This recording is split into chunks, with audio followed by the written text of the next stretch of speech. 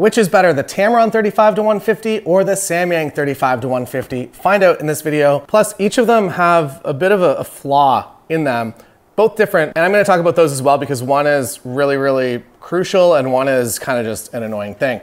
I've been using the Tamron 35-150 f2 to f2.8 a lot over the past year. And it is one of the key reasons that I've been shooting Sony so often. I should mention that as of right now, these two lenses only exist for Sony in their current state, but it has been announced that Tamron will be releasing the 35-150 f2 to f2.8 for the Nikon Z or Z series, depending on which country you're from, in the near future, which I am very, very excited about. To speak to how much I like this lens, prior to the 35-150 existing, I shot pretty much all of the time I shot Canon. So I was on Canon R6s, I was on 2 of them all wedding day. Started using Sony a little bit more. And with this lens, I pretty much shot, I'm gonna say 90% of my weddings with Sony kit last year. Now with this guy coming out for Nikon, I think some things might change and I'm excited for that. I'm excited to have Nikon back kind of in full force as they once were in the DSLR world. Now,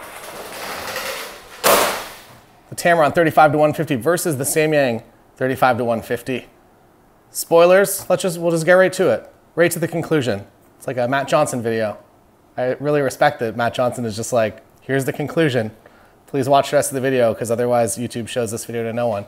My conclusion, and I believe the conclusion, so I've kind of crowdsourced this. I don't shoot charts. I've shot both of these lenses in real life environments. Obviously shot the Tamron a lot more, but I have brought the Samyang 35-150 to a few weddings now, as well as a trip to Iceland that you can watch on the channel here. And before watching any of the other comparisons of the people that actually shoot charts, I wanted to make my own decision based on how I feel the lenses perform in all lighting situations. And they are weirdly very similar. They're both very, very good.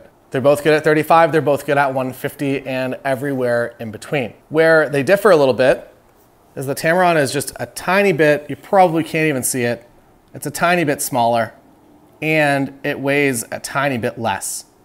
It also costs a little bit more. Oh, and if you're interested, Monday to Friday, every single day in September, I'm going to be uploading a new video to the members website. So if you're a member over in the members website and you have access to Book More Weddings 2023, as well as my hybrid photo video as one human being on a wedding day course, and $3,500 worth of other content, including contracts and presets and LUTs for video. If you're a member over there, you get access to every single one of these Monday to Friday videos all of September. But also I'll put a link down below and you can go check it out. If it seems interesting to you, sign up, 100% money back guarantee. You join, you're like, this wasn't worth it.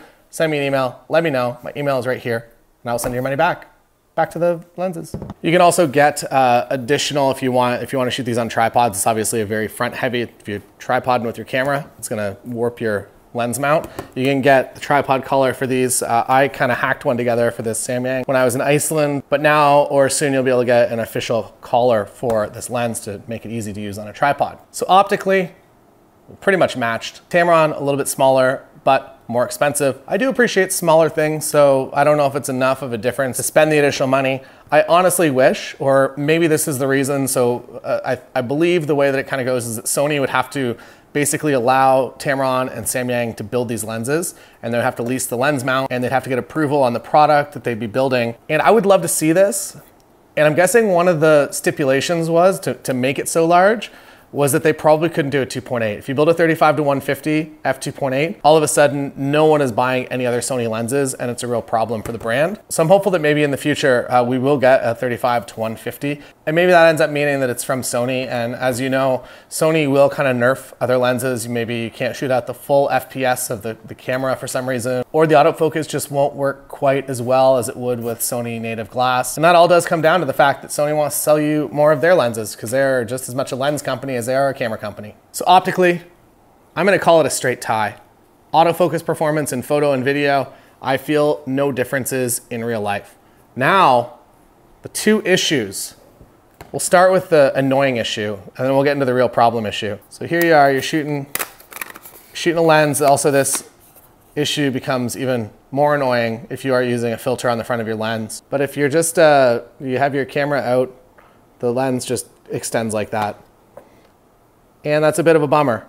So that happens to me pretty much all the time. Anytime that I have my camera hanging on my side or I just have it in my arm, I usually kind of tuck it under my arm like this. the lens will always be extending. If you have an ND filter on there, it will just pretty much always be stuck to 150 for you. And that's annoying. Yes, there is a lock unlock button, but you can only lock unlock it at 35. But then there's no easy way to, like, it's just ergonomically, it's not super nice to use that button. On the Tamron, no creep in my experience so far. This is also something that's been noted from a number of people in the video, that somebody actually returned one of these because of the lens creep. It wouldn't pass the Dairy Queen Blizzard challenge where they flip it upside down in front of you, sadly. But it's not an optical issue, it's just a bit annoying. And it's also something that they could realistically fix. So maybe by the time you're watching this, maybe they've already identified this problem and they've tightened this up a little bit and this problem doesn't exist anymore. Now, over to the Tamron, the one that's a little bit more expensive than this guy. I personally had this problem where mine turned into a tilt shift. I had to send it back for warranty. It was gone for a couple of weeks. Kind of annoying in the middle of wedding season, but they fixed it. It was no problem. Got it back. I guess they overhauled it completely. Feels like a brand new lens. No problem whatsoever.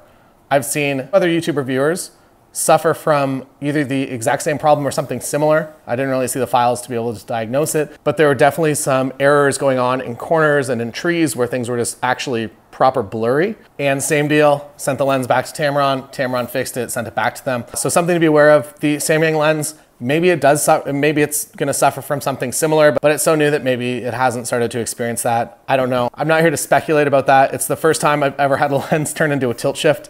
I guess one of the elements maybe shifted inside. So a bit of a bummer with that, but I'm hoping that it's something that they've definitely identified. I'm certain that they're aware of this problem and hopefully it is on its way to being resolved at a factory level. So what one should you buy?